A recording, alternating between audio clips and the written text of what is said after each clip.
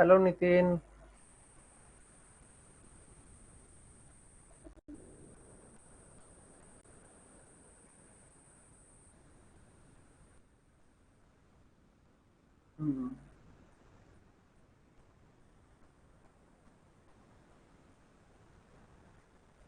Good evening boss. Boss कौन है भाई?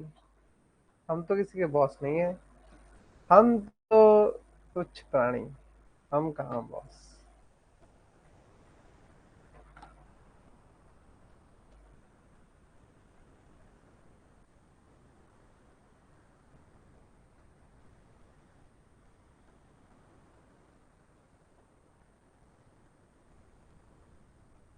Sir you are the boss.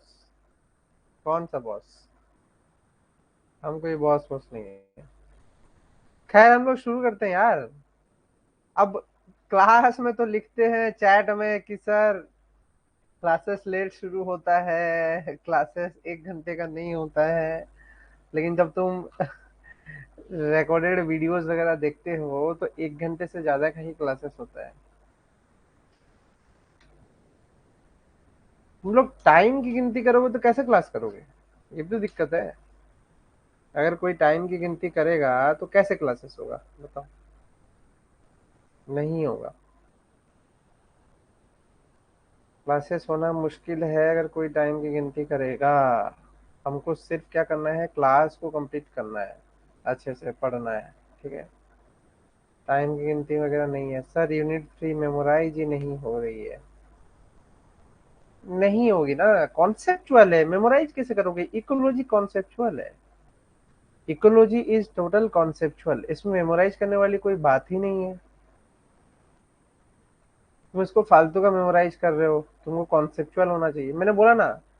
अगर तुम्हारे नोट्स फैंटास्टिक होंगे, तुम्हारे नोट्स में अगर कमी नहीं रहेगी, ठीक है, बढ़िया से नोट्स अगर बनाओगे, ठीक है, कोई कमी नहीं रहेगी नोट्स में, तो कर ही लोगे ये चीज।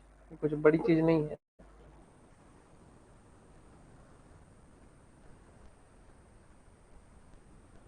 कोई बड़ी चीज नहीं है ये सब। तो बस 10 तक ही बायो पढ़े तो क्या हो गया?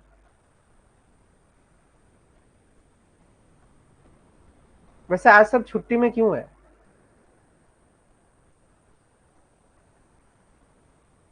तुम अकेले हो, बाकी सब छुट्टी में क्यों है?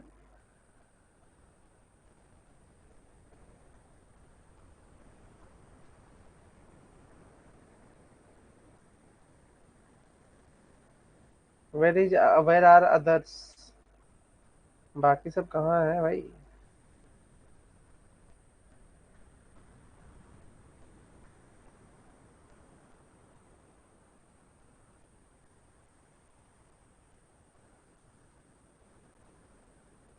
3 मिनट हो गया, अब तो शुरू करते हैं भाई। अब इंतजार नहीं होता है। क्लास शुरू कर देते हैं, ठीक है। चलो हम लोग शुरू करते हैं। इसका इंतजार क्या करना है, कितना इंतजार करेंगे? अनाउंसमेंट भी तो कर दिए थे। खैर छोड़ो, हम लोग शुरू करते हैं। सबसे पहले आता है तुम्हारा इकोटोन और एज इफेक्ट। देखो इस पे क्वेश्चन आता है। दैट्स वाई ये जो पोर्शन है ये काफी ही इंपॉर्टेंट है, क्योंकि इस पे आता है क्वेश्चन और हमको पता होना चाहिए। तो इकोटोन्स क्या होते हैं सबसे पहले जानने की समझो। क्या होता है कि एक डायनामिक बाउंड्री होता है and a transitional area between two very distinct ecological habitat। Clear है? ये जो बोलता है ना कि इकोलॉजिकल, थोड़ा डार्क यूज करते हैं, ठीक है? ये जो बोलता है ना कि इकोलॉजिकल, अरे मोटा हो गया ज्यादा।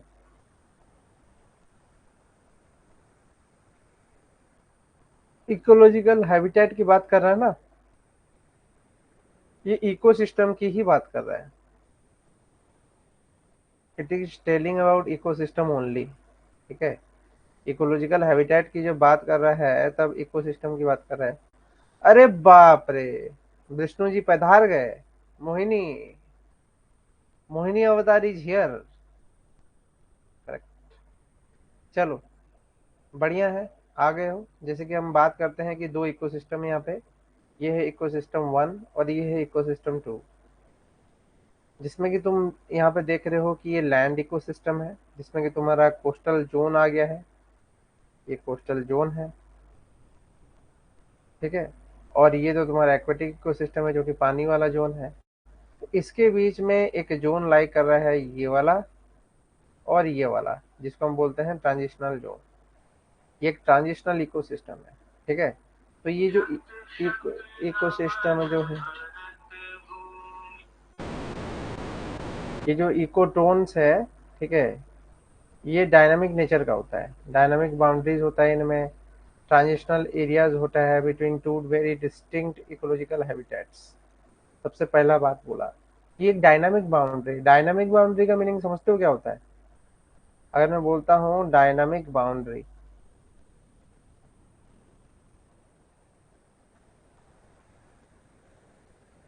ठीक है, तो डायनामिक बाउंड्री का मीनिंग होता है कि आपके दोनों इकोसिस्टम का बीच का जो गैप है वो कभी भी बदल सकता है, नैरो हो सकता है और ब्रॉड भी हो सकता है, दोनों ही पॉसिबल है। डायनामिक का मीनिंग ये बता रहा है, समझ में आ रहा है? डायनामिक में मीनिंग ये बोल रहा है कि इधर वो नैरो हो सकता है, नहीं तो ब्रॉड हो सकता है, दोनों में से कुछ भी हो सकता है, दिस इज पॉसिबल। क्लियर? अच्छा ये बताओ कि दिख रहा है कि नहीं मेरा स्क्रीन, सबसे पहली चीज। मोहिनी अवतार, क्या बताने का कष्ट करेंगे कि हमारा स्क्रीन दिख रहा है या नहीं दिख रहा है आपको?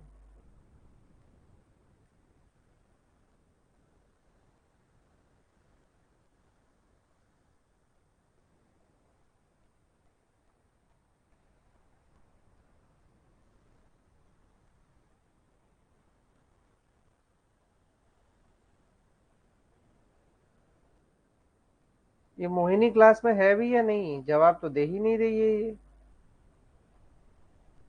कहाँ हो जी मोहिनी?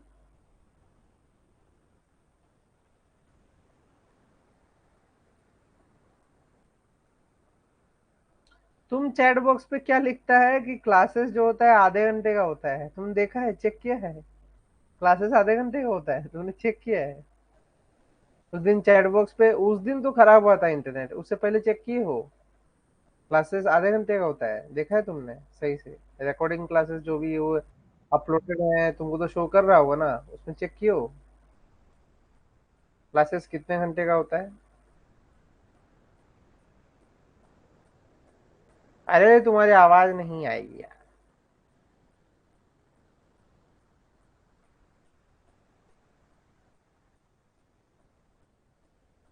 थोड़ा चेक करो, रिव्यू करो।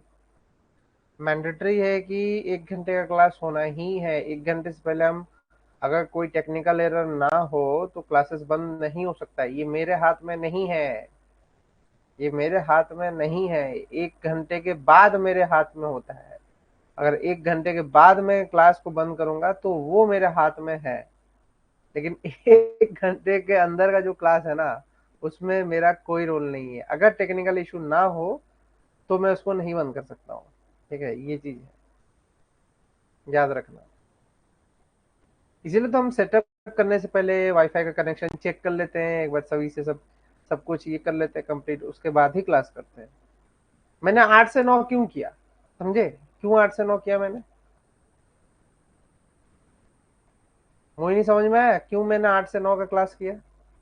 8 से 9 के क्लास को चेंज करके मैंने 9 से 10 किया, क्यों, समझ में आया? याद है तुमको क्यों मैंने ऐसे किया था?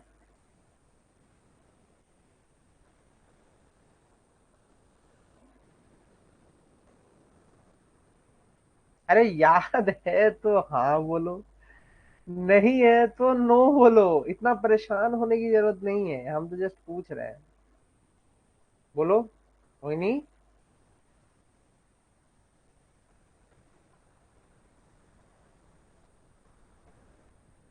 मैंने ऐसा क्यों किया था याद है?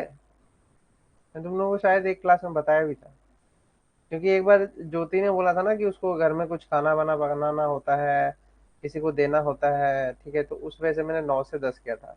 और मेरा 8 से 9 का जो डिनर का टाइम है ना, वो भी मेरा 8 से 9 का ही है। ठीक है, मैं जहाँ पे रहता हूँ टिफिन सर्विस होती है, तो वहाँ पे 8 से 9 ही खाना मिलता है। हाँ, इसीलिए मैंने 9 से 10 किया था। बट कभी कभी क्या होता है कि 9 से 10 के बीच में खाना, 8 से 9 के बीच में खाना डिले हो जाता है। ठीक है, तो मैं खा के जब पहुंचता हूँ, तो जिस समय पहुंचता हूँ मैं उसी समय तक करता हूँ। तो मैं कोशिश करता हूँ कि 9:15 से पहले करूँ, क्लासेस जो कंडक्ट करूँ वो 9:15 से पहले कंडक्ट करूँ। बट क्लासेस तुम्हारा जो भी होता है ना, वो 1 घंटे का होना ही है। उस मेरे हाथ में 1 घंटे से पहले ऑफ करना मेरे हाथ में ही नहीं है। वो मेरे हाथ में ही नहीं है, वो मेरे को उससे पहले ऑफ कर ही नहीं पाऊंगा मैं, अगर कोई टेक्निकल इशू ना हो तो। अगर टेक्निकल इशू होगा तो मैं बंद कर सकता हूँ बोल के, but otherwise I not have any option. तो चैट बॉक्स पे लिखने से पहले पूछ लिया करो कि सर क्लासेस का कितना ड्यूरेशन होता है। 1 घंटे का ड्यूरेशन वो मैंडेटरी है। तुम कोई भी रिकॉर्डिंग लेक्चर देखो, उसमें 1 घंटे का ड्यूरेशन होता ही है। बाकी तुम टाइम पे मत जाओ, क्योंकि इस ये ऐसा समय है ना कि तुम टाइम को छोड़ के जितना पढ़ा रहा हूँ उतने पढ़ने पे ध्यान दो। अगर मैं 11 बजे तक पढ़ाऊँ तो 11 बजे तक एक एक दिन पे ध्यान दो। मैं इन्फॉर्म कर दूंगा, बट 11 बजे तक ध्यान दो। क्यों जरूरी है? क्योंकि देखो, हाड़ तोड़ मेहनत करोगे तभी ना निकलेगा।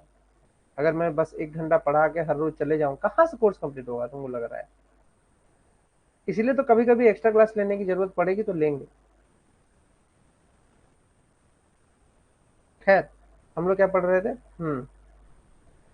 देखो, दोनों इकोसिस्टम में डेफिनेटली उसका जो कंटेनिंग होगा, क्या बोले तो, 1 मिनट। कंटेनिंग जो डिफरेंट क्या होगा, communities and physiologic physiochemical features. अब तुम कम्युनिटीज का मीनिंग तो समझते हो ना, कि डिफरेंट स्पीसीज होंगे उसमें। डिफरेंट स्पीसीज आर देयर, अलग अलग स्पीसीज होंगे किसमें, हमारे इकोटोन में। डिफरेंट कम्युनिटीज में डिफरेंट डिफरेंट स्पीसीज होंगे। ठीक है, जिसमें फिजियोकेमिकल फीचर्स भी आ रहा है। फिजियोकेमिकल फीचर्स आ गया है, तो क्या बोलता है कि इन ए टेस्टल सिस्टम, एक टेस्टल सिस्टम में, these are typically located between habitat patches or ecosystems such as forest to grasslands। ठीक है, कभी कभी क्या होता है कि हम एक्वाटिक को भूल जाओ। ठीक है, बोलता है टेरेस्ट्रियल सिस्टम्स के। टेरेस्ट्रियल सिस्टम्स में क्या होता है कि जो हैबिटेट मौजूद होते हैं वो पैचेस में मौजूद होते हैं। पैचेस मतलब टुकड़ों में। जैसे कि ये ग्रासलैंड हो गया, ये फॉरेस्ट हो गया। तो टेरेस्ट्रियल इकोसिस्टम मतलब सिस्टम्स मतलब क्या है, जो कि तुम्हारा लैंड जोन में है वो सारे के सारे टेरेस्ट्रियल है। ठीक है, तो उनमें भी डिफरेंसेस है। जैसे कि फॉरेस्ट से तुम ग्रासलैंड की तरफ जा रहे हो, जैसे कि फॉरेस्ट से तुम ग्रासलैंड की तरफ आ रहे हो, तो उनके बीच में भी एक इकोटोन जरूर होगा। ठीक है, इकोटोन हर दो इकोसिस्टम के बीच में पाया जाने वाला जो ट्रांजिशनल जोन है, उसको हम इकोटोन बोलते हैं। ये चीज तुमको पता है? तो कभी कभी अगर तुम बोलते हो लैंड एंड वाटर, ठीक है, जैसे कि हम टेरेस्ट्रियल और वाटर इकोसिस्टम्स की बात कर रहे हैं, तो इनके बीच में कौन सा इकोसिस्टम लाइक कर रहा है? Mangrove forest. ठीक है, इनके बीच में कौन सा इकोसिस्टम लाइक कर रहा है? Mangrove forest. ठीक है, जो कि रिप्रेजेंट करता है तुम्हारा एक इकोटोन स्पीसीज को between marine and terrestrial ecosystems, ये उन्होंने बोला। ठीक है, बट अगर हम बात करते हैं मैंग्रोव्स की, कोई मेरे को बताएगा what do you mean by mangroves? Mangroves का मीनिंग तुम क्या समझते हो, बताओ। क्लास स्टार्ट हुआ कितने समय हो गया है? 14 मिनट्स। अभी तो 14 मिनट्स हो गया।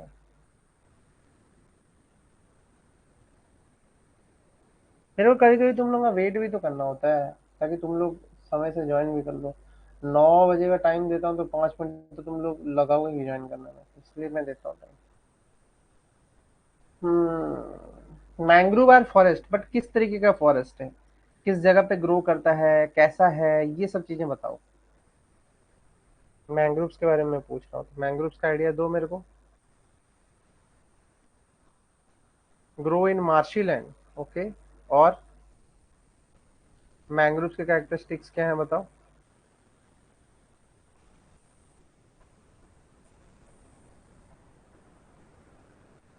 बताओ बताओ, कुछ कुछ तो बताओ, तभी ना होगा।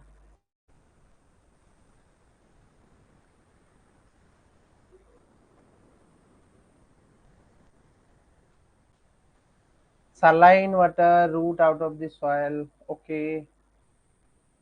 ठीक है। ओके ठीक है। कुछ कुछ पोर्शन तो करेक्ट ही बोल रहे हो, लेकिन कुछ कुछ जो है वो मैं तुमको बता देता हूँ, है ना। कुछ कुछ चीजें तो तुम लोग करेक्ट ही बोल रहे हो, कुछ कुछ चीजों में तो प्रॉब्लम है ही नहीं। और कुछ कुछ जो है वो मेरे को बताने की जरूरत है। तो सबसे पहला जो पॉइंटर मैं यूज करूंगा, मैं बात करता हूँ मैंग्रोव्स जो होते हैं, क्या होते हैं, सॉल्ट टॉलरेंट ट्रीज होते हैं। इनको हम क्या बोलते हैं, हेलोफाइट्स। ठीक है, दीज आर कॉल्ड हेलोफाइट्स। ठीक है। फिर क्या होता है कि क्यों इनको हेलोफाइट्स बोलते हैं, क्योंकि ये सॉल्ट को फिल्ट्रेशन भी करते हैं, सॉल्ट फिल्ट्रेशन सिस्टम। ठीक है।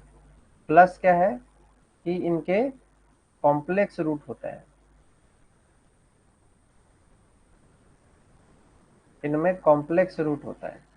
एक तो सॉल्ट सिस्टम होता है, दूसरा कॉम्प्लेक्स रूट होता है। ठीक है।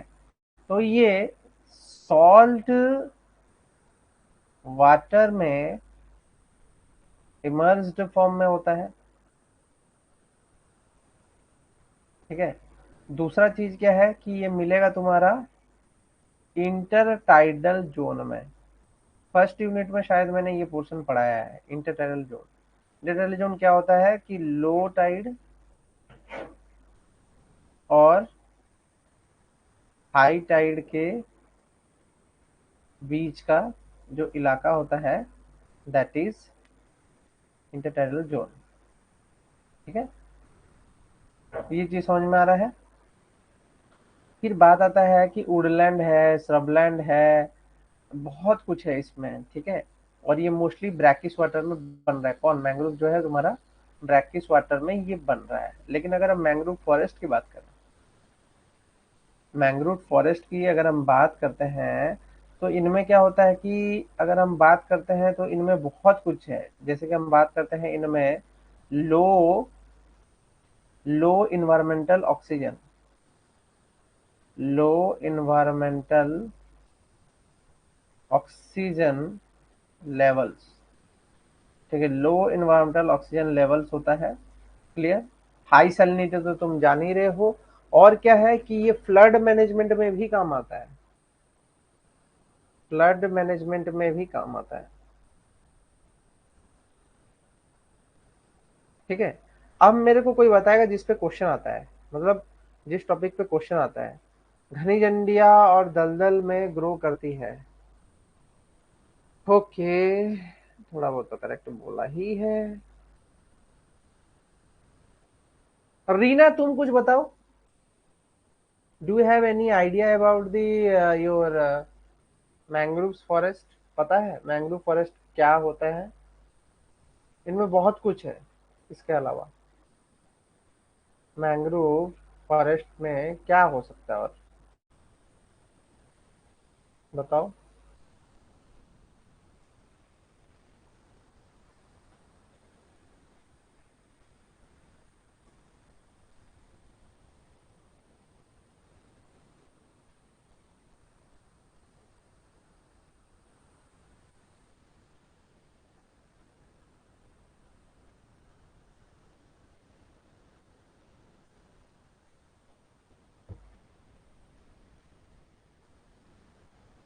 बताओ।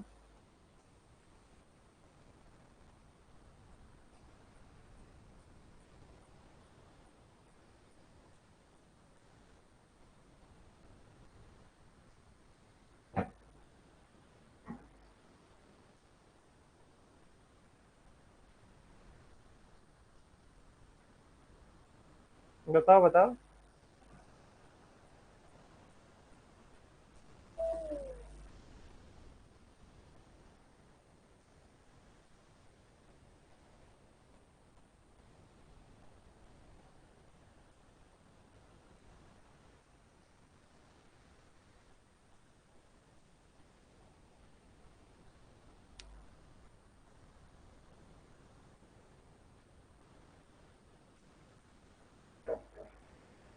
बताओ बताओ।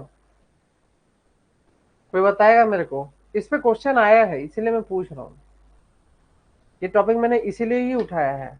क्या मोहिनी तुमको पता है कि जो मैंग्रोव्स हैं, मैंग्रोव्स किस तरीके से होते हैं, क्या टाइप्स होते हैं मैंग्रोव्स के? Do you know?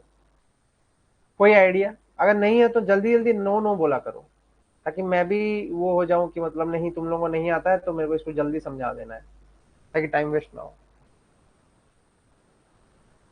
बताओ बताओ भाई।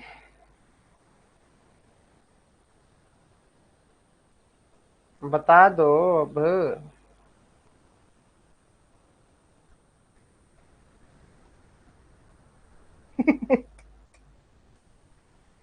क्या मोहिनी अवतार? हाँ या ना भी नहीं बोलता है यार। तुमको मेरा आवाज बहुत लेट पहुंचता है क्या मोहिनी? नितिन, मेरी आवाज लेट पहुंचती है क्या? सिर्फ रीना ही नहीं पता बोल रहा है, बाकी सबको पता है।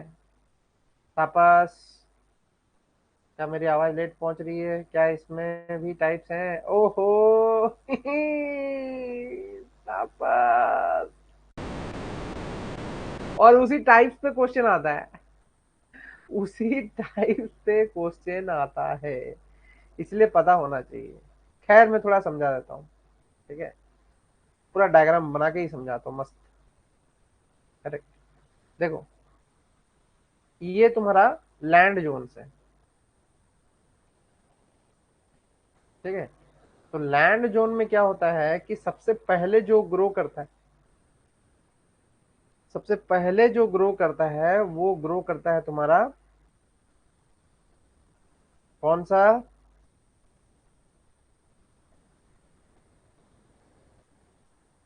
ऐसे पेड़ होते हैं, ठीक है? तो ये कौन से मैंग्रोव्स होते हैं? ये होते हैं व्हाइट मैंग्रोव्स। व्हाइट मैंग्रोव्स होते हैं, ठीक है? इसके बाद क्या आता है? व्हाइट मैंग्रोव्स के बाद एक टाइप आता है जिसको हम बोलते हैं ब्लैक मैंग्रोव्स। ब्लैक मैंग्रोव्स में क्या होता है कि नीचे कांटे कांटे होंगे, और ये भी वही पेड़ होंगे, बट इनमें क्या होगा कि छोटे छोटे कांटे भी दिखेंगे इनमें, ठीक है?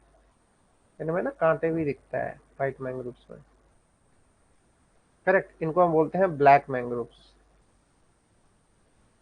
ठीक है? इनको हम ब्लैक मैंग्रोव्स बोलते हैं,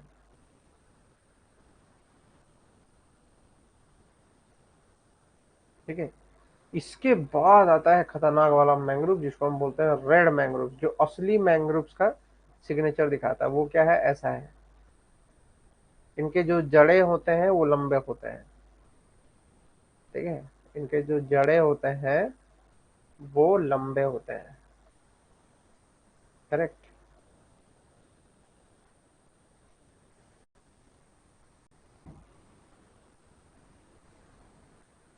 ठीक है, ये होता है तुम्हारा रेड मैंग्रोव्स।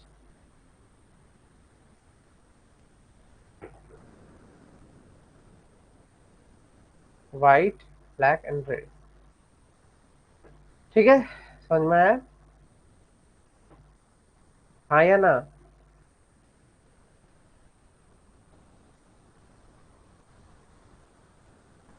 नहीं सर, यहाँ से कमेंट लेट पहुंचता है। तुम कौन सा इंटरनेट यूज करते हो भाई? कमेंट्स लेट पहुंचता है? तुम लोग यहाँ वाईफाई है? किसके किसके पास वाईफाई है? कौन मोबाइल इंटरनेट से देख रहा है?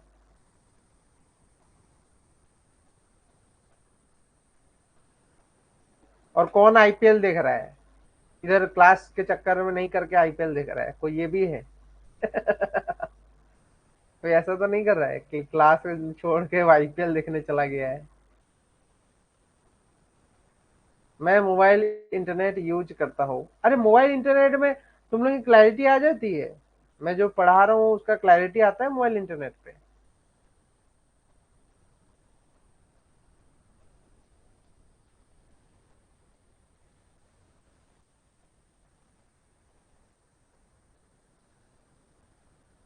फिर ये देखो, चलो ठीक है, वो तो तुम लोग लिख दो। ठीक है, मैं पढ़ाते पढ़ाते बीच में कुछ पूछ देता हूँ, तो उसका माइंड मत करना। ठीक है, मैं जो ये समझा रहा था क्या, कि मतलब ये व्हाइट पहले आता है, white, then black, then red. ठीक है, ये कैसे जा रहे हो तुम, ये तुम लैंड से सी शोर की तरफ जा रहे हो। ठीक है, तो रेड मैंग्रोव सबसे पहले आएगा सी शोर से, फिर ब्लैक, फिर व्हाइट, सी की तरफ से अगर गिना जाए। ठीक है, ये टॉपिक क्यों पढ़ा है मैंने, क्योंकि यही है एग्जामिनेशन पॉइंट ऑफ व्यू के क्वेश्चंस, जो तुमको एक्चुअल नोट्स में कभी कभी दे नहीं पाता हूँ, क्योंकि उतना ध्यान रहता नहीं है, याद रहता नहीं है उतना चीजें, क्योंकि बहुत सारे क्वेश्चंस मेरे दिमाग में घूम रहे होते हैं। ठीक है, तो इसीलिए मैं बोलता हूँ रिकॉर्डेड लेसन जानना बहुत जरूरी है। ये 2 मार्क का क्वेश्चन ना तुम्हारी जान ले लेगा। नेट निकलते निकलते रोना शुरू कर दोगे, नहीं निकलेगा। ठीक है, अब हाँ, अब बात करते हैं, क्या है कि देखो, हम्म हम्म, बोलते हैं कि physicochemical change for animals in an aquatic terrestrial ecotones are more dramatic for the animals in terrestrial ecotones because the habitats vary more substantially in the set of characteristics such as temperature, oxygen content, chemical conditions। ठीक है, जैसे कि pH हुआ, salinity हुआ, osmotic ion states हुआ, ये सब हुआ।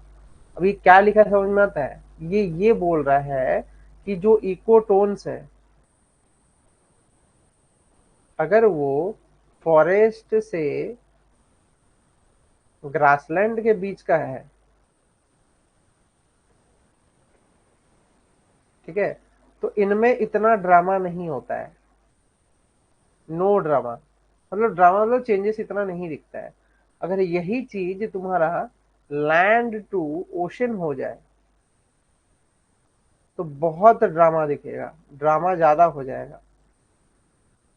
ठीक है, लैंड टू वो हो जाएगा तो ड्रामा ज्यादा हो जाएगा। तो फिर दोस्त आईपीएल देख रहे हैं क्या पता भाई, कुछ इमरजेंसी होगा, ये आईपीएल देख भी रहा होगा, नहीं भी देख रहा होगा। हाउ आर यू श्योर कि वो आईपीएल ही देख रहा है, उसके फोन में आईपीएल है क्या?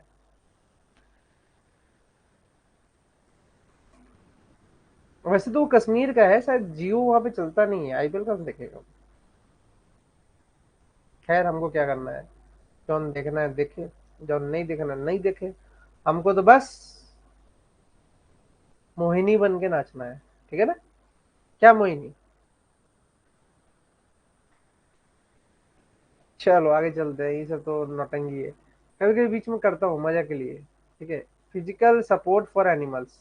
ठीक है, बीच में क्या होता है कि देखो, ये जो बोला ना कि जो फॉरेस्ट टू ग्रासलैंड वाला इकोसिस्टम का जो इकोटोन्स है, वो क्या है, वो लैंड सरफेस के इकोटोन्स है।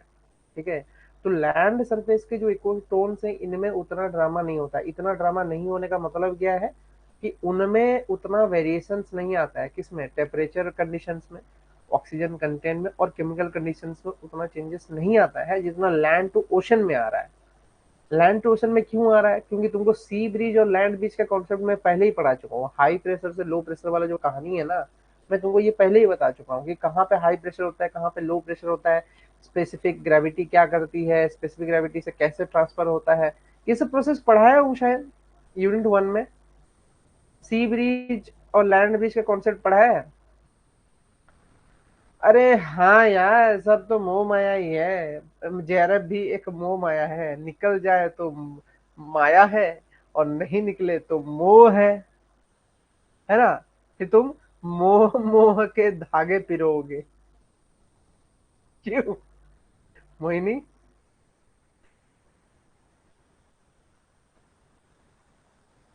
अरे मैं कुछ पूछा तापस, कि मैंने लैंड ब्रिज और सी ब्रिज का कंसेप्ट पढ़ाया था या नहीं पढ़ाया था, पहले ये बताओ, सब कोई मेरे को ये चीज पहले बताओ।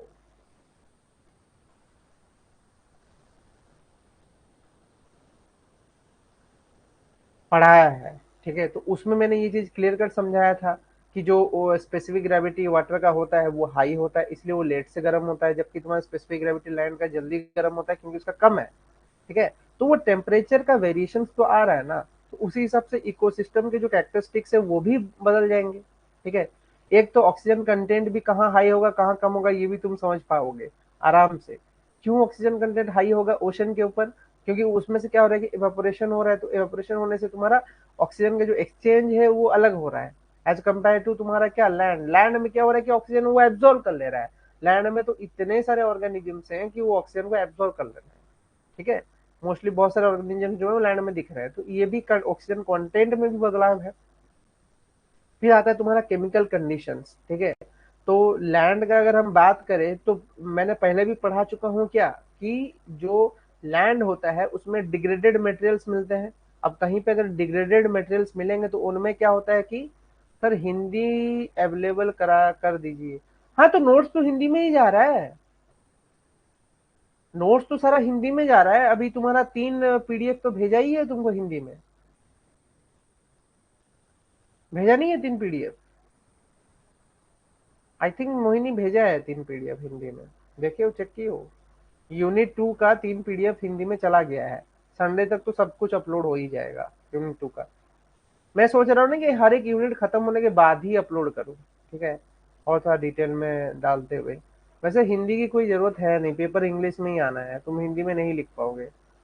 ही सेड हिंदी में जो आप पढ़ाते हैं, सेड में न हिंदी में जैसे, तो तुम हिंदी में कैसे ये टर्म को पकड़ लोगे यार? दिक्कत ये भी तो है, हिंदी में कैसे पकड़ लोगे चीजों को? ये और डिफिकल्ट हो जाएगा हिंदी में। वर्ड्स वर्ड्स तुम लिख ही नहीं पाएगा एग्जाम में। पहले 1 यूनिट के टाइम पे नहीं, फिरदौस ने मना किया था ना। फिरदौस से मेरी बात हुई थी, कुछ बच्चे मना किया ना कि सर इतना कंफ्यूज हो जाता है, हिंदी बीच बीच में आ जाता है तो उससे दिक्कत हो जाती है। लेकिन हिंदी को तो मैं एक्सप्लेन वैसे भी नहीं कर रहा हूँ। हिंदी वाला कंटेंट को मैं वैसे भी एक्सप्लेन नहीं कर रहा हूँ, इंग्लिश को तो मैं हिंदी में कन्वर्ट करके ही तुमको समझा रहा हूँ।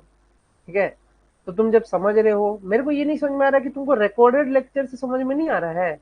अगर मैं कोई वर्ड बोलता हूँ तो वो रिकॉर्डेड, हिंदी में सब टर्म्स बहुत डिफिकल्ट है, डेफिनेटली वो डिफिकल्ट है। अब तुम प्रेशर को आर्द्र बोलोगे, नहीं प्रेशर नहीं, उसको बोलोगे जो किसको, रिलेटिव ह्यूमिडिटी को आर्द्र बोलोगे। अरे भाई आर्द्र, अब तुम आर्द्र पढ़ोगे, आर्द्र के सब टाइप्स भी पढ़ोगे। ठीक है, मतलब वो वर्ड लिखने में ही इतना कंफ्यूज रहेगा वैसे भी, इसीलिए बोल रहे हैं भाई। जिस तरीके से एग्जाम आएगा उस हिसाब से देखें। हम जब लेक्चर देखते हैं ना तो थोड़ा हेल्प हो जाती हूँ। तो लेक्चर क्यों, पीडीएफ जब जा रहा है हिंदी में तो तुमको दिक्कत क्या है? पीडीएफ तो हिंदी में वैसे ही जा रही है। पीडीएफ जो है इंग्लिश हिंदी दोनों में जा रही है। ठीक है, तो इतना वरीड होने की जरूरत नहीं है। मैं ये नहीं समझ पा रहा हूँ मोहिनी, तुम पिछला सारा लेक्चर्स कंप्लीट कर लियो क्या पुराने? पुराने लेक्चर्स कंप्लीट करो फिर आगे बढ़ना।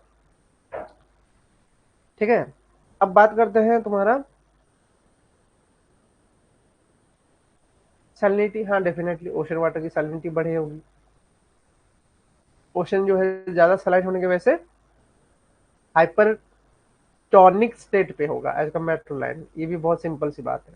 ठीक है, फिर आता है क्या है कि इस जोन में जो ऑर्गेनिजम्स होते हैं उनको हम रिपेरियन जोन्स में प्रेजेंटेड ऑर्गेनिज्म बोलते हैं। सारे ऑर्गेनिज्म जो है रिपेरियन जोन्स में है। क्या हो गया? ओ,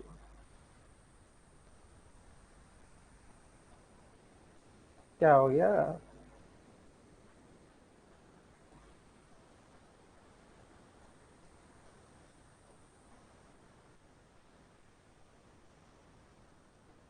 खैर, अरे ये क्या हो रहा है? 1 मिनट 1 मिनट। ठीक है, 1 मिनट देना। ठीक है, मैं 1 मिनट में आ रहा हूँ। कुछ इसमें दिक्कत दे रहा है, पीपीटी काम करना बंद कर रहा है। 1 मिनट दो, 1 मिनट में आ रहा हूँ मैं।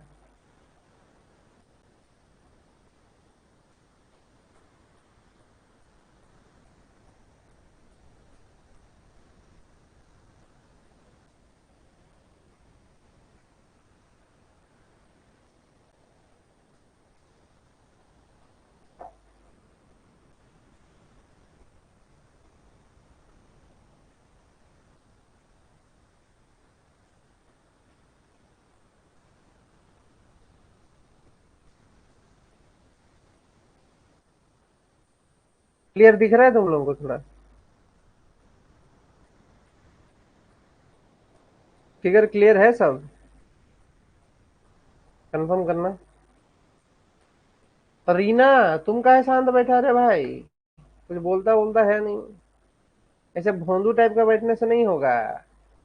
भोंदुआ लोगों का कोई एग्जाम नहीं निकलता है। थोड़ा स्मार्ट बनो, बात करो। ठीक है। तो रीना, ये बताओ कि जो हम बोल रहे हैं कि रिपेरियन जोन, ठीक है, ये कहाँ पाया जाता है? मैं लिखा हुआ है फिर भी मैं तुमको पूछ रहा हूँ कि ये रिपेरियन जोन है, कहाँ मिलता है? रीना बताएगा, सिर्फ रीना।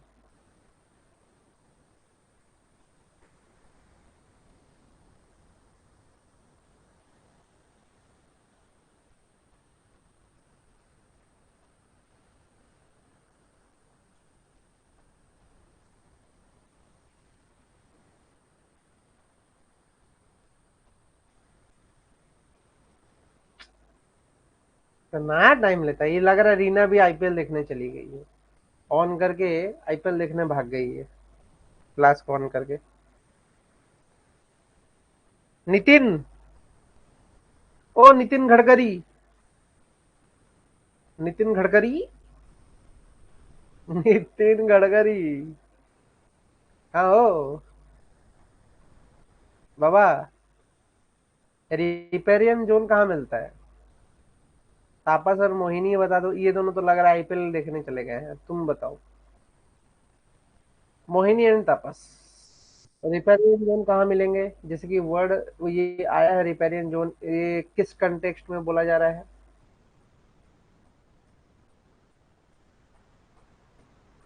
कौन है ये? अरे हाथ काहे उठाता रहता है भाई, बोल ना। Gadkari. Transitional zone, correct. Between the two ecosystems. अरे भाई सीधा सीधा बोलो ना, इकोटोन्स। अब तुम वर्ड जान चुके हो कि इसको इकोटोन बोला जाता है, तो इकोटोन्स बोला करो। इतना काहे कंफ्यूज आ रहे हो जब पूरा लेसन ही पढ़ा दिया हो इकोटोन्स का? ठीक है, तो इकोटोन बोला करो, जोन को इकोटोन बोला जाता है। तो रिपेरियन जोन बोलो, इकोटोन बोलो, सेम चीज है। ठीक है। तो इकोटोन जब बोल रहा है, इसके बाद क्या कहानी आता है कि एज इफेक्ट।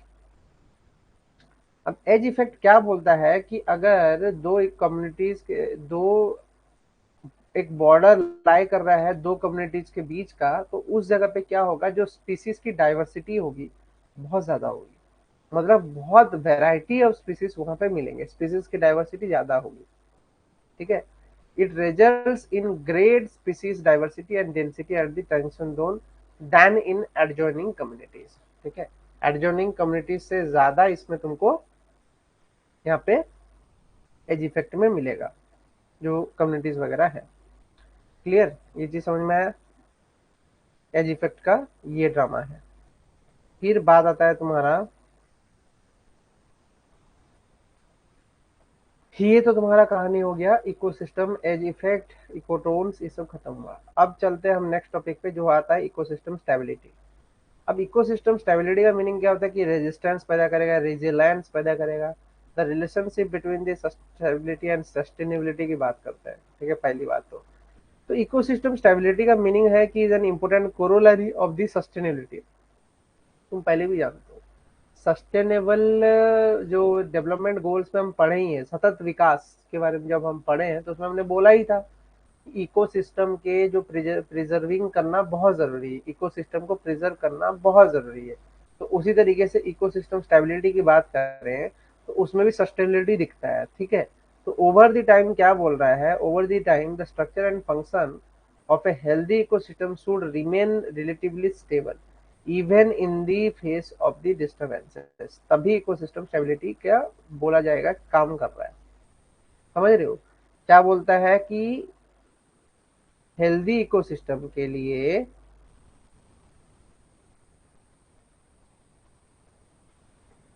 इकोसिस्टम की स्टेबिलिटी, रिलेटिवली स्टेबल होना बहुत जरूरी है। इकोसिस्टम जो है रिलेटिवली स्टेबल होना बहुत जरूरी है हेल्दी इकोसिस्टम के लिए, ये बहुत इंपॉर्टेंट है। ठीक है। इकोसिस्टम स्टेबिलिटी जो है वो इंपॉर्टेंट कॉन्सेप्ट है ही है। ठीक है, ये चीज तुमको ज्ञात होना ही चाहिए। क्या बोल रहा है कि इफ ए स्ट्रेस और disturbances does alter the ecosystem, alter करेगा इकोसिस्टम को, is should able to bounce back quickly. ठीक है, तभी वो इकोसिस्टम स्टेबल है जब अगर किसी भी स्ट्रेस कंडीशन से वो तुरंत बाहर आ जाए, जो कि हम पढ़े थे क्या, कि होमियोस्टेसिस।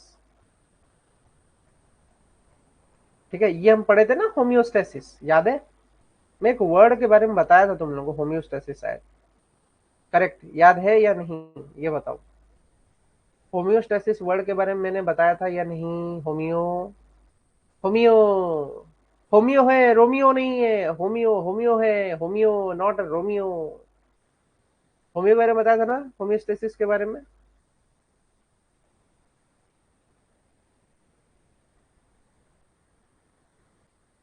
अरे तापस, मोहिनी, होमियोस्टेसिस के बारे में बताया था ना जी।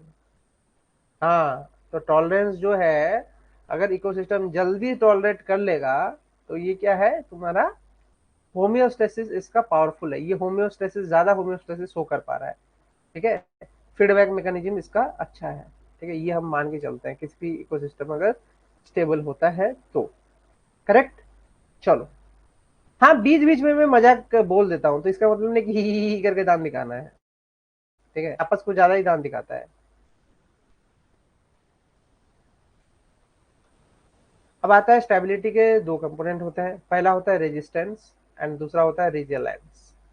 ठीक है, first one is resistance, second one is resilience. तो रेजिस्टेंस क्या होता है? The ability of the ecosystem to continue to function without change when stressed by disturbances. The ability of an ecosystem to continue to function without change when stressed by the disturbances. दूसरा क्या बोलता है? The ability of the ecosystem to recover from the disturbances. ठीक है, ये बोल resistance में तो समझ रहे हो ना कि अपना नॉर्मल जो फंक्शनिंग है, जैसे न्यूट्रिएंट साइक्लिंग वगैरह हुआ तुम्हारा, क्या बोले तो मिनरल डिग्रेडेशन वगैरह हुआ, ठीक है, रिप्रोडक्टिव हुआ, होमियोस्टेसिस वाला जो कंडीशंस हुआ, जैसे चल रहा है ना वैसे अगर चलता रहे तो रेजिस्टेंस हो कर रहा है, ठीक है, डिस्टर्बेंसेस को। बट रेजिलेंस का मीनिंग क्या है कि एक बार पूरा खत्म हो गया इकोसिस्टम बट वापस से बन के आ रहा है। मतलब क्या है कि एक बार क्लाइमेट स्टेज पे पहुंच गया है, पेड़ वेड़ पूरा फॉरेस्ट फायर होके जल बुल गया है, पायनियर स्पीसीज बनने के बाद भी वो वापस खड़ा हो पा रहा है, दैट केस वो आएगा काम। ठीक है, अब बात करते हैं कि ये जो स्टेबिलिटी है इनमें कौन कौन से स्टेबिलिटी फैक्टर होता है। पहला बात होता है डिस्टर्बेंस फ्रीक्वेंसी एंड इंटेंसिटी। अब किन किन वजह से डिस्टर्बेंसेस क्रिएट होता है वो भी जान लो। तो हम अगर बात करें डिस्टर्बेंसेस किन किन वजह से क्रिएट होता है, पहला है केमिकल डिस्टर्बेंसेस, दूसरा है बायोलॉजिकल, तीसरा है फिजिकल। ठीक है, केमिकल डिस्टर्बेंसेस किन वजह से आ सकता है? फर्टिलाइजर्स और पेस्टिसाइड्स की ग्रोथ की वजह से आ सकता है। देखो पेस्टिसाइड्स एंड जब पढ़ाया है मैंने ना, बहुत कुछ पढ़ाया है इसमें, ऑर्गेनो फॉस्फेट्स, ठीक है, और भी पढ़ाया है ऑर्गेनो क्लोरीन। ठीक है, ये पेस्टिसाइड्स के बारे में बार बार नहीं समझाऊंगा, इनऑर्गेनिक केमिस्ट्री के ये कुछ कुछ वर्ड्स, कुछ कुछ टर्म्स हैं। मैंने तुमको कुछ कुछ टर्म्स के ना खाली नाम बताए हैं, इनको डिटेल में एक्सप्लेन करने जाएंगे ना तो कहानी बन जाएगा, बड़ा कहानी बन जाएगा। तो तुमको थोड़ा आइडिया होना चाहिए कि ऑर्गेनोफॉस्फेट्स या ऑर्गेनोक्लोरीन जो है, इनमें से कौन सा जो है वो बायोमैग्नीफाई करता है बॉडी में, और कौन सा जो है इजीली तुम्हारे बॉडी से एग्जिट आउट कर देता है, ठीक है, एसिमुलेट कर देता है। ठीक है, ये चीज तुमको थोड़ा याद होना चाहिए, इसके बारे में इंटरनेट में सर्च कर लेना। यही चीजें जो है इंपॉर्टेंट पॉइंटर्स है, इनको थोड़ा ध्यान दिया करो, इसीलिए वीडियो देखने को बोलता हूँ, ताकि इनमें मैं कुछ कुछ पॉइंटर्स एक्स्ट्रा ऐड करते जाता हूँ समझाते वक्त। ठीक है, फिर बोलता है कि सजेस्टेड फैक्टर्स में क्या हो रहा है कि minerals of the organic matter amend करता है, non targeted effect of the pesticides, ये सब तो मिनरल्स की बात कर दिया। बायोलॉजिकल में क्या हो रहा है कि एक्सोटिक और वीड स्पीसीज, मतलब क्या है कि अगर मैं इन्वेजिव स्पीसीज की ग्रोथ कर दूं, अगर कहीं से इन्वेजिव स्पीसीज आ गया तो ये क्या करेगा, ये नेटिव स्पीसीज को कंपटीशन देगा। करेक्ट, नेटिव स्पीसीज को कंपटीशन देगा। तो अगर नेटिव स्पीसीज को ये कंपटीशन देगा तो क्या होगा, प्रॉब्लम क्रिएट होगा, जिससे कि तुम्हारा नेटिव स्पीसीज का ग्रोथ ही खत्म हो जाएगा, इन्वेजिव स्पीसीज का ग्रोथ बढ़ता जाएगा। ठीक है, इनको हम एक्सोटिक स्पीसीज और वीड स्पीसीज भी बोलते हैं, इन्वेजिव स्पीसीज को। तो कुछ एग्जाम्पल के तौर पे तुमको पूछ लेगा कि इंडिया में कौन कौन से इन्वेजिव स्पीसीज मौजूद है, तो लैंटाना कैमेरा याद रखना, लैंटाना कैमेरा, लैंटाना कामारा, ठीक है। ये क्या है तुम्हारा, एक इन्वेजिव स्पीसीज है। दूसरा क्या है, किक्कर, किक्कर वाला पेड़ जो है ना वो भी तुम्हारा क्या है, इन्वेजिव स्पीसीज है, याद रखना, these two are invasive species, ठीक है। ये खतरनाक है, इनका ग्रोथ होने से नेचुरल वेजिटेशंस को प्रॉब्लम होता है। क्लियर। अब आता है फिजिकल, फिजिकल में क्या है कि टिलेज करोगे, टिलेज मतलब क्या है कि तुमने खोद दिया, गड्ढा कर दिया, ठीक है, टील कर दिया, इतना गड्ढा कर दिया कि जो ऑर्गेनिक फर्टाइल सॉइल था वो गायब हो गया है, इतना खोद दिए हो तुम, तो उससे भी प्रॉब्लम क्रिएट होगा, डिस्टर्बेंसेस क्रिएट होंगे फ्रीक्वेंसी इंटेंसिटी में पॉपुलेशन के, ठीक है, ये सब इश्यूज क्रिएट होंगे ही होंगे, ठीक है। यही चीज वो इसमें भी समझा रहा है, ठीक है। ये चीज उसने यहाँ पे समझा दिया। अगर हम आगे चलते हैं तो आगे चलेंगे तो क्या आएगा, डाइवर्सिटी। अब डाइवर्सिटी में तुम जान रहे हो कि एक स्पीसीज है, स्ट्रक्चरल हैबिटेट टेम्पोरल, इसमें क्या समझा रहा है कि स्पीसीज में बदलाव हो सकते हैं, किस तरीके से, जेनेटिकली चेंजेस आ सकते हैं, या तो वाटर और न्यूट्रिएंट कंटेंट में चेंजेस आ सकते हैं अगर वीड्स का ग्रोथ एक्सेसिव हो गया तो, ठीक है। इंटरक्रॉपिंग ऑफ वेराइटीज, ठीक है, ये हेल्प करता है, ये हेल्प करता है बनाने में, ठीक है। स्ट्रक्चर और हैबिटेट की बात करें तो क्या हो रहा है कि इसमें variety of plant Heights increase with the knee space among the insects predators, ठीक है, बहुत सारे वैरायटी ऑफ प्लांट स्पीसीज जो कि इंक्रीज कर रहे हैं नीस में अमंग द इंसेक्ट प्रेडेटर्स। इसमें क्या हो रहा है कि इंटरक्रॉपिंग ऑफ द स्पीसीज, इसमें भी इंटरक्रॉपिंग कंडीशंस क्रिएट हो ही रहा है। टेम्पोरल की बात करें तो variety of plants through the time, variety of the plants through the time, इसमें भी रोटेशंस होता है, इसमें काफी रोटेशंस होता है, ठीक है। फिर आता है ट्रॉफिक ग्रुप्स, ट्रॉफिक ग्रुप्स में क्या है कि how many functions are represented, redundancy, how many population perform each functions. फिर आता है food web structure, how does all these groups interact. Complexity, ये सब थोड़े कॉम्प्लेक्स है टॉपिक ग्रुप्स, जैसे कि तुम फूड चेन वगैरह हुआ, वो थोड़ा डिफिकल्ट पार्ट है, फूड चेन वगैरह तुम कंसिडर थोड़ा करोगे तो थोड़ा डिफिकल्ट होता है। रिडंडेंसी में क्या होता है कि एक पॉपुलेशन जो है वो कैसे परफॉर्म करेगा, फूड वेब तो खुद ही आ गया है, देखो ट्रॉपिक, ट्रॉपिक ग्रुप के साथ फूड वेब खुद ही आ गया है, ठीक है। तो ये सब कॉम्प्लेक्सिटी भी एक तरीके से क्या करता है, इकोसिस्टम में डिस्टर्बेंसेस क्रिएट करता है, ठीक है। तो इस चीज के बारे में पढ़ना तुमको जरूरी है। हम क्या पढ़ रहे थे, स्टेबिलिटी के कंपोनेंट्स पढ़ रहे थे, ठीक है। तो स्टेबिलिटी के ये सारे फैक्टर्स होते हैं, तो तुमको इन सब फैक्टर्स के बारे में आइडिया होना चाहिए, ठीक है। इसके बाद तो सबसे इजीएस्ट जो है वो है न्यूटन एनर्जी फ्लक्स, ठीक है। How fast the nutrient energy move through a system, it is called as nutrient energy flux का एक पार्ट है, ठीक है। अब बात करते हैं डिस्टर्बेंसेस एंड स्टेबिलिटी एक साथ, तो क्या बोलता है कि an ecosystem disturbances can be natural, पहला वर्ड। दूसरा है human induced stresses, as an example of disturbances hurricane and tornado जो है वो तुम्हारा नेचुरल है, ठीक है, ये पता होना चाहिए। एग्जांपल एंथ्रोपोजेनिक डिस्टर्बेंसेस में क्या आ रहा है कि टिलेज आ रहा है और पेस्टिसाइड्स का एप्लीकेशन आ रहा है, ठीक है। तो पॉइंटर्स तुम कैसे बनाओगे, तुम ये लिखोगे कि इकोसिस्टम डिस्टर्बेंसेस, ऐसे तुम्हारे नोट्स बनेंगे, देखो नोट्स बनाने का तरकीब भी आज बता दे रहा हूँ, ठीक है। ऐसे लिखोगे natural, N for natural, H for human, ठीक है। फिर यहाँ पे लिखोगे एग्जांपल के तौर पे क्या, हरिकेन, ठीक है। यहाँ पे क्या लिखोगे, टिलेज। तो ये सब वे है, these are the ways you can write it, ठीक है। फिर क्या आता है कि redundancy in an ecosystem structure and functions often infers stability of an ecosystem, ठीक है।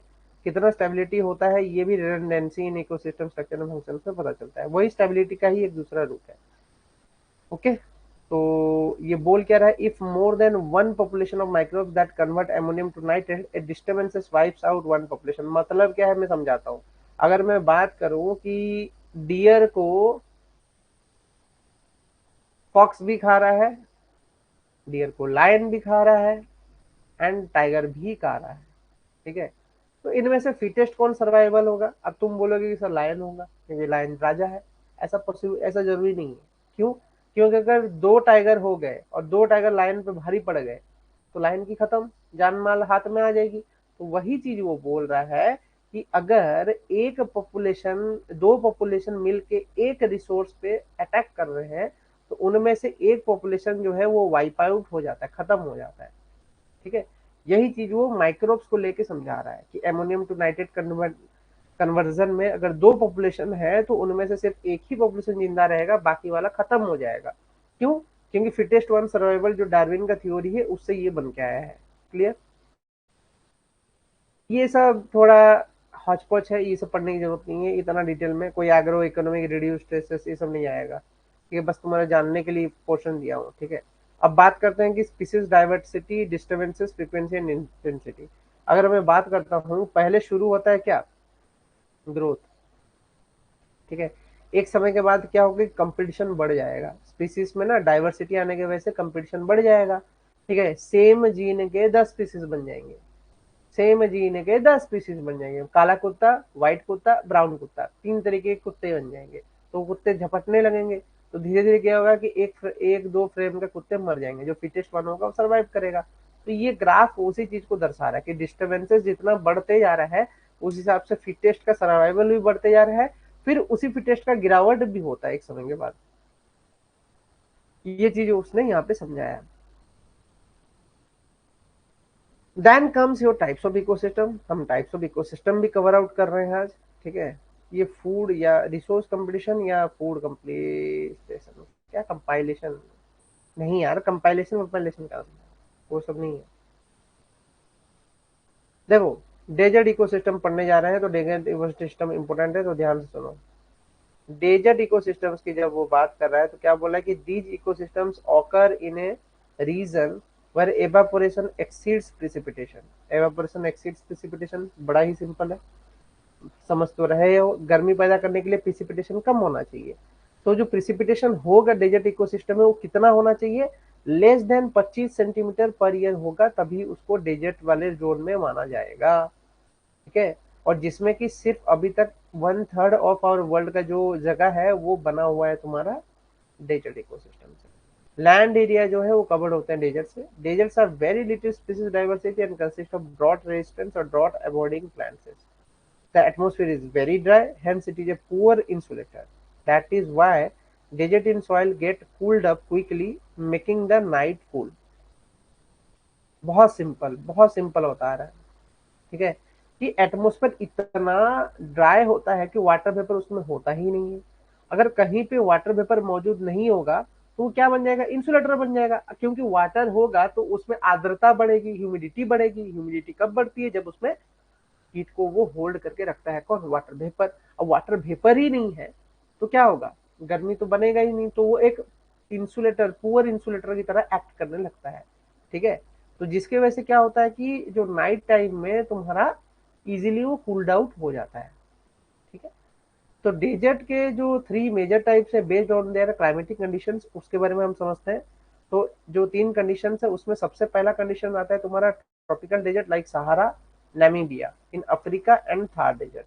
ठीक है, जैसे कि राजस्थान है। India are the driest of all with one few species. ठीक है, with one few species। Wind blown sand dunes are very common। ये तो समझ में आ रहा है। Temperate deserts like Mojave in southern California where daytime temperatures are very hot in summer but cool in the winters। ये cool है winters में but daytime में ये ठंडा है। किसमें? Temperate desert like Mojave। और cold desert like Gobi desert in China has a cold winters and warm summers। तो कुछ कुछ तुमको पता होना चाहिए कि 3 टाइप के जो डेजर्ट्स हैं किस तरीके से है, कैसे लाई कर रहे हैं। If you know it is well and good. ठीक है, देन कम्स एडेप्टेशंस। खत्म हो जाएगा। ठीक है, एडेप्टेशंस पढ़ो फिर खत्म कर देंगे। बात करते हैं कि एडेप्टेशन कैसा है, क्योंकि because of extreme dryness and freezing cold in Ladakh the vegetation is very sparse. बहुत स्पार्स होता है, मतलब कम कम होता है। During the summer season beans है, टर्निप्स है, पोटैटोज है, peas are sometimes cultivated, cultivate किया जा रहा है। फ्रूट ट्रीज जैसे एप्रिकॉट, एप्पल, वॉलनट्स और bloom in a cold desert. Cold desert में ये सब आते हैं।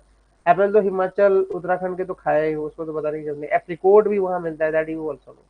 इसे बताने की जरूरत नहीं है। ठीक है, एडेप्टेशन एनिमल्स की बात करें तो एनिमल्स कैसे अडेप्ट करते हैं, जैसे कैमल हुआ, फॉक्स हुआ, जैकल हुआ, ऊल हुआ, हाइना हुआ, वाइल्ड गोट्स हुआ, सीप्स हुआ, वल्चर, स्कॉर्पियन, ऑस्ट्रिच, याक, हॉक, डेजर्ट रेप्टाइल, सब चीज मिलता है। ठीक है, कैसे पता ही है ये, इसमें तो वैरायटी है, इनमें तो वैरायटी है, इनमें तो बताने की जरूरत ही नहीं है। एनिमल्स तो वैरायटी में मिलता है। क्लियर? ठीक है, तो आज का जो टॉपिक है तुम्हारा डेजर्ट इकोसिस्टम तक ही रखो, क्योंकि बहुत सारे इकोसिस्टम्स एक साथ आएंगे तो कंफ्यूज हो जाओगे। इसके बाद वाला जो फॉरेस्ट है वो काफी बड़ा है, ट्रॉपिकल डेसिडियस, ट्रॉपिकल एवरग्रीन, तुम्हारा बहुत सारा उसमें आ जाएगा। ठीक है, ग्रासलैंड्स वगैरह भी आ जाएंगे, तो काफी लंबा हो जाएगा वो अभी। ठीक है, अब उसको भी कवर करेंगे बायोम के साथ। ठीक है, वो जैसे ही खत्म होगा इसके बाद हम चलेंगे बड़े बड़े टॉपिक्स, पॉपुलेशन इकोलॉजी। ठीक है, उसके बाद तुम्हारा जो रेमेडिएशन इकोलॉजी। ठीक है, ये दो इकोलॉजी पढ़ेंगे तो उसी से तुम्हारा क्वेश्चन बनता है, उसको कवर आउट करके कंप्लीट करेंगे। क्लियर? नेक्स्ट क्लास में वही चीज होगा। अब पूछो, कोई डाउट है तो पूछो, आई एम वेटिंग। अभी तक तुम लोग पढ़ नहीं रहे हो, मैं ना पता है मेरे को, इसलिए तुम डाउट्स पूछ नहीं रहे हो। डाउट्स है तो पूछो, मैं पहले भी बोल चुका हूँ, डाउट्स है तो क्लास ग्रुप में लिखते, क्लास ग्रुप में तो तुम लोग लिखते हो सर 1 घंटे क्लास, 2 घंटे क्लास, 3 घंटे। अरे कोई डाउट भी तो पूछो। इतना पढ़ रहे हो, इतना क्वेश्चंस कर रहे हो, कोई ना कोई क्वेश्चंस निकाल के देता है। गूगल में तो बहुत सारे क्वेश्चंस पड़े हुए हैं, ना वो कोई क्वेश्चन पूछता है ना कोई डाउट पूछता है, सब सिंपली मजे ले रहा है बैठ के। ठीक है, क्लास ऐसे तो होगा ही नहीं, ऐसे निकलेगा ही नहीं, मैं यही समझा रहा हूँ। मोहिनी ध्यान दो, मैं पहले ही बता रहा हूँ, तुम लोग रेगुलर बच्चे हो, तापस, मोहिनी, नितिन, ये सब रेगुलर बच्चे हो। तुम लोग अगर जेआरएफ नहीं निकालोगे, नया बच्चा कल को आगे निकाल लिया तो बर्बाद हो जाएगा सिस्टम सब। ठीक है, ध्यान दो इस चीज पे। अब पूछो, क्या पूछना चाहते हो, जल्दी पूछो। कोई डाउट है तो पूछो, प्रीवियस यूनिट से बताओ।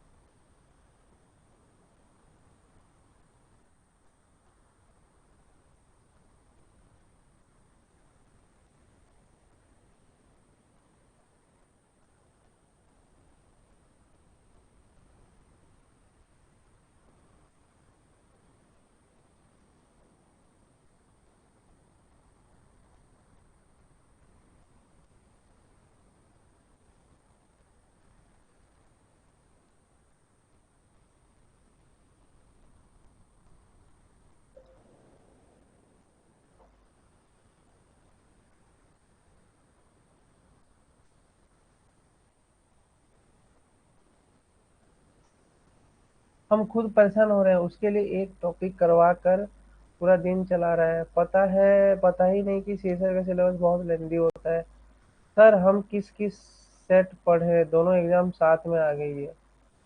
ओके, अरे तो सीएसआर जो है उसका सिलेबस लंबा होता है यार, उसको उसको कैसे तुम कवर आउट कर लेगा तुम।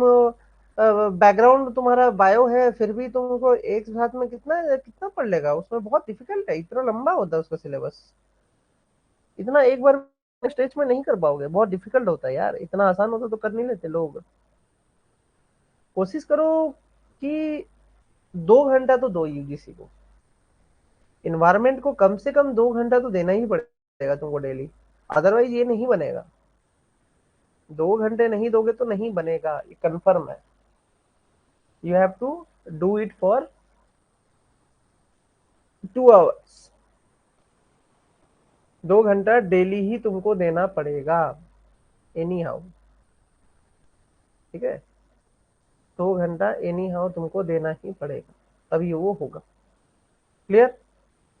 चलो, आई थिंक बाकी लोगों को कोई डाउट्स है नहीं, नितिन और तापस को। कोचिंग की है हमें सीएसआर की। अरे तो भाई दोनों को 2-2 घंटा दे दो, दिन में हो जाएगा। 2 घंटा चाहिए, सिर्फ 2 घंटा। 2 hours for EVS and 2 hours for life science, तो हो जाएगा। कोई भी एग्जाम अगर रेगुलरली प्रिपेयर कर रहे हो 2 घंटा ना सफिशियंट है तुम्हारा कैरफ निकालने के लिए। और अभी जून में एग्जाम है, कोई हड़बड़ी नहीं है, कोई हड़बड़ी नहीं है, बिल्कुल भी हड़बड़ी नहीं है। डेली 4 घंटे पढ़ने वाला इंसान ना डेफिनेटली टॉप करेगा, जेआरएफ निकालेगा, ये कोई बड़ी बात नहीं है। मैं लिख के देता हूँ। हाँ, ये है कि कंसेप्ट के साथ पढ़ोगे, और कंसेप्ट ढीला है तो देन यू आर वीक। अब जैसे कि तुम यूसी नेट का पढ़ रहे हो, ठीक है, जो मैं तुमको अब तक पढ़ा चुका हूँ, तुम लोग आज तक भी एक हल्का सा ना चिंदी चोरी सा डाउट भी नहीं पूछा है। इट मीन्स कि तुम लोग पढ़ रहा है, अपने मन से पढ़ रहा है, अपने मौज से पढ़ रहा है। टेस्ट होगा, टेस्ट में अच्छे मार्क्स नहीं आएंगे, और फिर तुम बोलोगे कि सर अच्छे मार्क्स नहीं आए। ये तो चलता ही रहेगा, ये सिलसिला चलता ही रहेगा टिल एग्जाम, कोई फायदा होगा नहीं इससे। बी सीरियस, इसलिए बोल रहा हूँ, थोड़ा सीरियस हो जाओ, हवाबाजी में मत उड़ाओ, ठीक है, चीजें थोड़ा जल्दी जल्दी करो, हवाबाजी मत करो। क्लियर? क्योंकि ये सब यूनिट जैसे कि अभी 3-4 यूनिट बड़े बड़े हैं, इसके बाद सब यूनिट छोटे हैं। ऐसा ही नहीं चलेगा, तीसरा यूनिट खत्म होने को है। ये 3 क्लास बाद ये भी खत्म है, तीसरा यूनिट खत्म है, 24 तारीख को खत्म तीसरा यूनिट, चौथा यूनिट शुरू हो जाएगा। बैठे रह जाओगे, कुछ नहीं समझ में। इसीलिए बोला मैं जा रहा हूँ पानी पीने। मेरे को खांसी आ रहा है।